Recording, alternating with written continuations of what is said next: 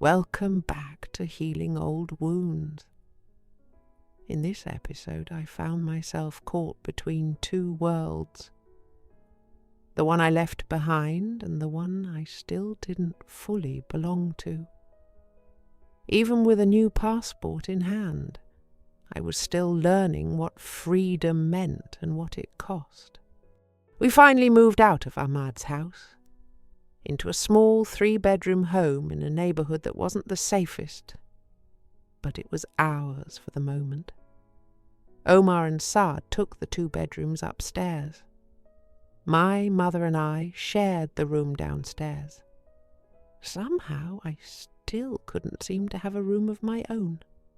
Back home my father had retired. He was aware of how badly we had been treated by Hakim and how close we had come to homelessness.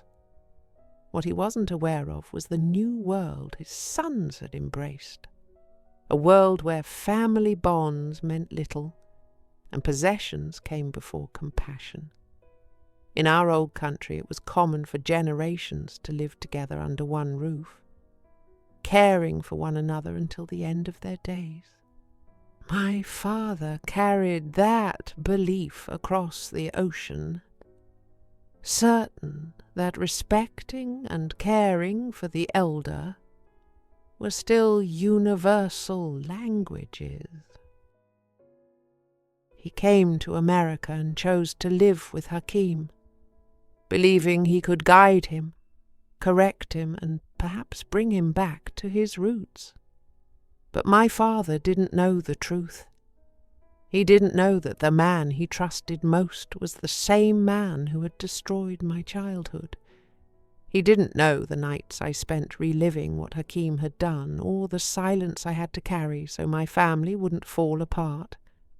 To my father, Hakim was still his firstborn son, stubborn, difficult but redeemable. To me, he was the reason I lost the girl I once was. Within just a couple of months, the tension began to show. Hakim was a selfish, heartless man. My father did all he could to get along and to help out Hakim, but the ungrateful, disrespectful son, short words, raised tones, and silent stares, made it clear that my father was not welcome. Small disagreements turned into loud confrontations. My father stayed calm, tried to reason, tried to remind him of his roots. Hakim mocked him and dismissed his words. The old man who once commanded respect in his home now found himself walking on eggshells in his own son's house. He was treated as a burden instead of a blessing. While my father lived with Hakim, my mother, Omar, Saad, and I remained in the small rented house. Life went on, quietly and painfully. After everything the men in my life had done, I had stopped trusting any of them. Love to me had become a shallow word, a dirty one. In my culture, women were not taught about love, we were taught endurance. I had never heard those words, "I love you." Not from my parents, not from anyone.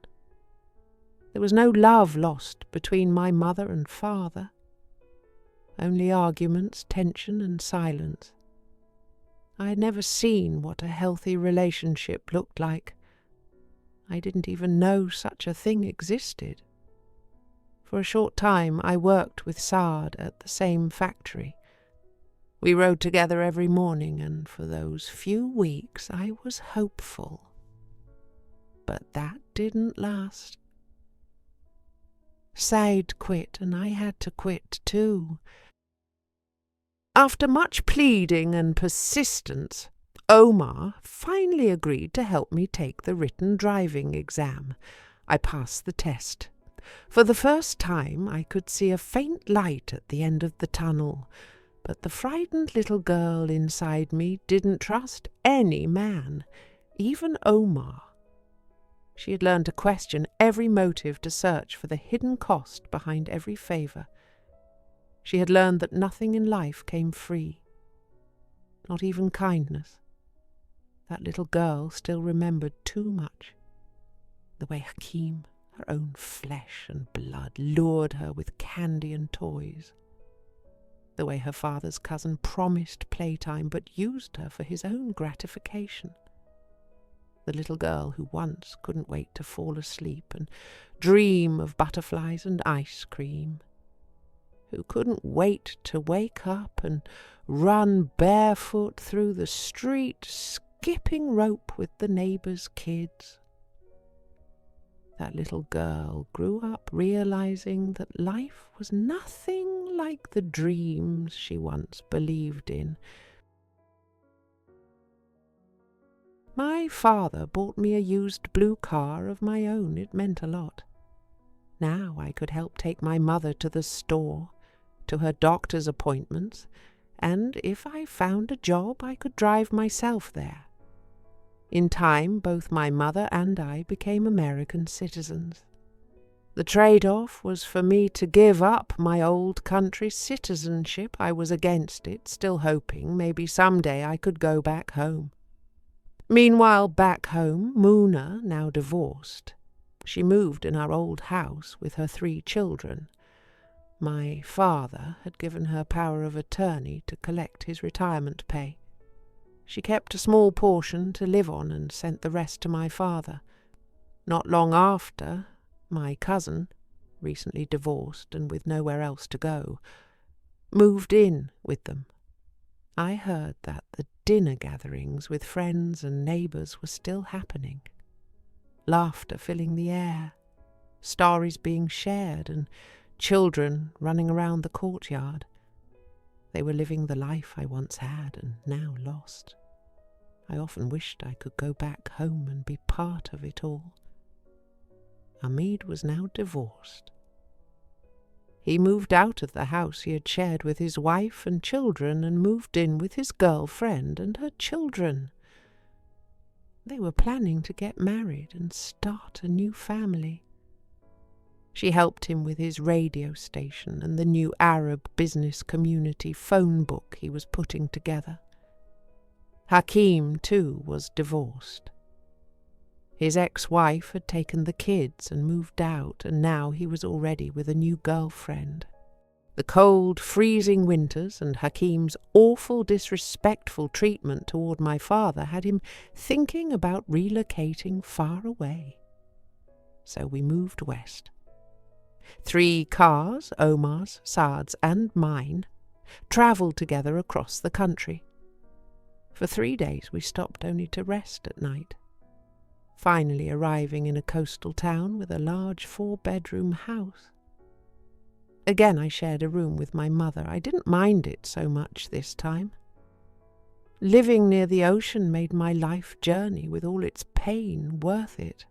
I loved being near the ocean, the smell of salt water, the sound of the waves, and the cool sand beneath my feet gave me a peace I hadn't known before. I could sit for hours, letting the endless horizon quiet my thoughts. There was something healing in the vastness of it all. The endless horizon reminded me that life could still be gentle, that not every moment had to hurt. Sometimes I would close my eyes and imagine I was a child again, running, laughing, letting the wind tangle my hair. The beach brought out a part of me I thought was gone forever.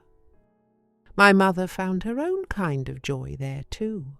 She loved the little seafood restaurants that lined the shore. We'd sit outside under colourful umbrellas listening to the seagulls cry overhead as we shared plates of fish and potatoes. She'd smile and say, "This reminds me of back home." And for a moment her eyes would soften. Far away but happy. I loved calling that new town my home. Even though we were in a new country, even though so much had changed, something about that small town by the ocean felt familiar, as if the waves themselves carried the happy memories from my childhood that I had left behind and washed away the sad ones. I soon found work as a cashier at a neighbourhood convenience store. It felt good to contribute and to earn a paycheck of my own, but the freedom I imagined remained out of reach. Saad would park across the street, watching from a distance, making sure I didn't talk to strangers. I was told to behave, not to talk or flirt with men, not to invite attention. Their rules followed me everywhere. I had grown tired of the double standard. I was 22 now. I remembered one evening after my shift ended, an 18-year-old co-worker couldn't get his car started. I also learned that he didn't live far from me, so I offered to take him home. Little did I know my parents were waiting for my arrival on the balcony. They recognized my little blue car as I drove past them. After dropping him off, I went home, only to be yelled at and punished, forced to choose between quitting my job or losing my car. I quit. My father kept the house back home, thinking maybe one of his sons would want to return, that they would have a place to live. Now he realized that none of them had any plans of returning. They had built lives of their own in America.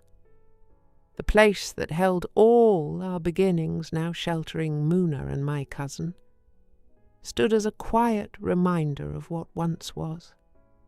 My father's thinking had shifted.